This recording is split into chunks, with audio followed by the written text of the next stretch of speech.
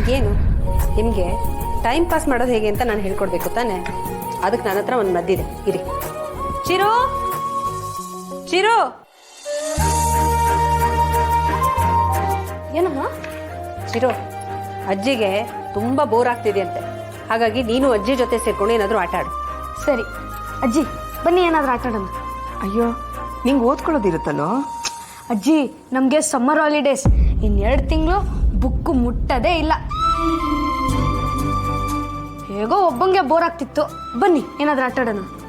ಆದರೆ ನೀನು ಆಡೋ ಆಟ ನಂಗೆ ಆಡಕ್ಕೆ ಬರೋದಿಲ್ಲ ಮರಿ. ಹಾಗಾದ್ರೆ ಚೌಕಾಬಾರ ಆಡೋಣ. ಬನ್ನಿ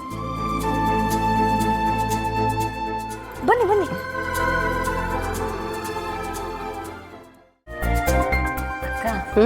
ನಿಮಗೆ ಅತ್ತೆ ಮಾವನ್ ಕಂಡ್ರೆ ಸಾನೆ ಪ್ರೀತಿ ಅಲ್ವೇ? ಹಾ, ಚೆನ್ನಾಗಿ ಹೇಳ್ತಿದ್ಯಾ. ನಿನಗೆ ಪ್ರೀತಿ ಇಲ್ವಾ? ಅದಕ್ಕೆ ತಾನೇ ನೀನು ಅವ್ರ ಜೊತೆ ಇರ್ತಾ ಇರೋದು. ಹೌದು ಅಕ್ಕ, ಅವ್ರಂದ್ರೆ ನನಗೂ ಸಾನೆ ಪ್ರೀತಿ.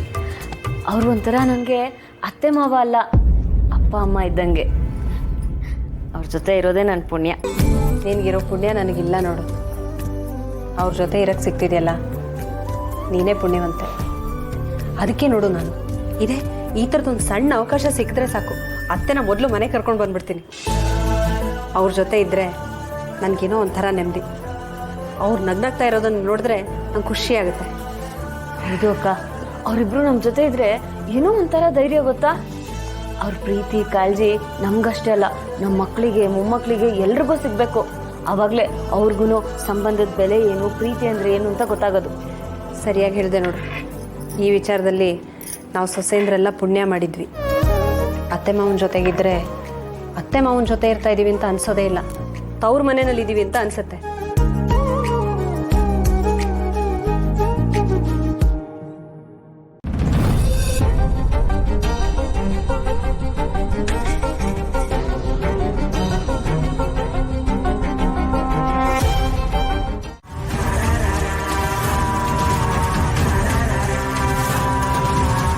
ಜಯಂತ್, ಏನಪ್ಪ ಇದು? ಇಂಥ ಬಿಸಿಲಲ್ಲಿ ನಿಂತ್ಕೊಂಡಿದೀಯಲ್ಲ, ಬಾ ನೀನು ಒಳಗೆ. ಇಲ್ಲ ಶಾಂತಮ್ಮ, ನಿಮ್ಮ ಬದಲು ಅವರೇ ಬಂದು ಕರೆದಿದ್ದಿದ್ರೆ ಎದ್ದು ಬಂದ್ಬಿಡ್ತಿದ್ನೋ ಏನೋ.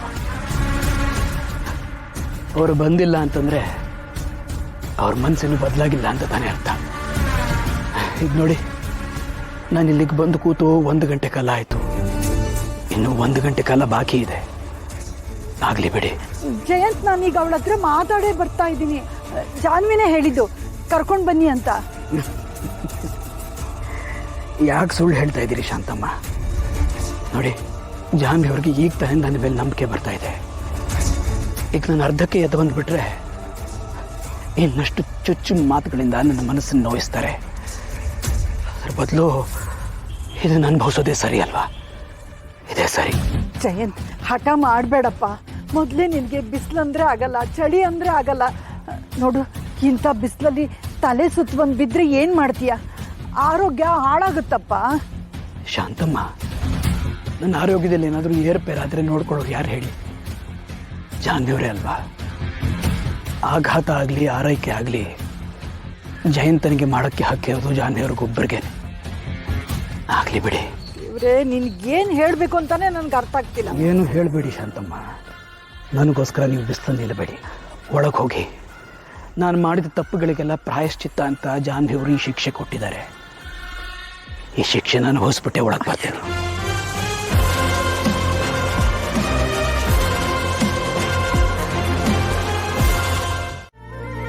ನಿಂದು ಊಟ ಆಯ್ತಾ?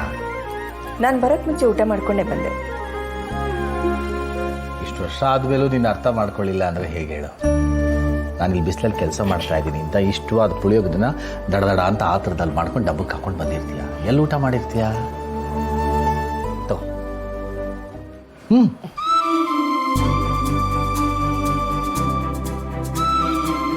ನೀವು ನನ್ನನ್ನು ಎಷ್ಟು ಚೆನ್ನಾಗಿ ಅರ್ಥ ಮಾಡ್ಕೊಂಡಿದ್ದೀರಾ. ಆ ಶ್ರೀನಿವಾಸನ್ಗೆ 2 ಹೆಂಡ್ತಿದ್ದೀರು. ಈ ಶ್ರೀನಿವಾಸನ್ಗೆ ಒಬ್ಬಳೇ ಲಕ್ಷ್ಮಿ ಇರೋದು. ಅವಳನ್ನು ಅರ್ಥ ಮಾಡ್ಕೊಳ್ಳಿಲ್ಲ ಅಂದರೆ ಹೇಗೆ ಹೇಳು? ಅವತ್ತು ಸಂತು ಕುಡ್ಕೊಂಡು ಬಂದು ಅಷ್ಟೆಲ್ಲ ಅವಾಂತರ ಮಾಡಿದ್ಮೇಲೂ ನಾವೆಲ್ಲ ಅಲ್ಲೇ ಇರೋಣ ಅಂತ ನೀವು ಹೇಳಿದ್ ನೋಡಿ, ನನಗೆ ನಂಬಕ್ಕೆ ಆಗ್ತಾ ಇಲ್ಲ. ಯಾಕೆ ಹಾಗೆ ಮಾಡಿದ್ರಿ? ನಿನಗೋಸ್ಕರ ಲಕ್ಷ್ಮಿ. ನನಗೋಸ್ಕರನ? ನಮ್ಗೆ ಅರ್ಥ ಆಗ್ತಾ ಇಲ್ಲ. ಅವ್ರನ್ನ ಖುಷಿಯಾಗಿ ನೋಡ್ಕೊಳ್ಳಿ, ಜಾಸ್ತಿ ಕೆಲಸ ಮಾಡಕ್ ಬಿಡಬೇಡಿ, ಅವ್ರಿಗೆ ತುಂಬ ಸ್ಟ್ರೈನ್ ಆಗಬಾರ್ದು. ಅಂದರೆ ನಿನಗೆ ಮಕ್ಕಳು, ಸೊಸೆದಿರು, ಮೊಮ್ಮಕ್ಕಳ ಜೊತೆ ಇರೋದಕ್ಕೆ ತುಂಬ ಸಂತೋಷ ತಾನೆ? ಅವತ್ತು ನೋಡಿದ್ನಲ್ಲ, ಏನು ಸಂತೋಷ, ಏನು ಹರ್ಷ ಪಡ್ತಾ ಇದ್ದೆ ನಿನ್ನ ನೋಡಿ. ನಾವು ಹಿಂದೆ ಕೂಡು ಕುಟುಂಬದಲ್ಲಿ ಇದ್ವಲ್ಲ, ಅದೆಲ್ಲ ನೆನಪಾಯ್ತು. ನೀನು ಅಲ್ಲಿದ್ದರೆ ನಮ್ಮ ಭಾವನಾ ಬರ್ತಾಳೆ, ಸಿಂಚನ ಬರ್ತಾಳೆ, ಚಿರು ಇರ್ತಾನೆ, ಅವ್ರ ಜೊತೆ ಎಲ್ಲ ನೀನು ಸಂತೋಷವಾಗಿರ್ತೀಯ ಅಂತ ಒಪ್ಕೊಂಡೆ. ಅಂತೂ ನನ್ನನ್ನು ಅರ್ಥ ಮಾಡ್ಕೊಳ್ಳೋದ್ರಲ್ಲೇ ನಿಮ್ಮ ಅರ್ಧ ಜೀವನ ಕಳೆದ್ಬಿಟ್ರಿ ಅನ್ಸುತ್ತೆ. ಇಲ್ಲ, ನಿನ್ನ ಅರ್ಥ ಮಾಡ್ಕೊಂಡು ಆದ್ಮೇಲೆ ಆಯಸ್ ಅರ್ಧ ಕಳೆದಿದ್ದೀನಿ.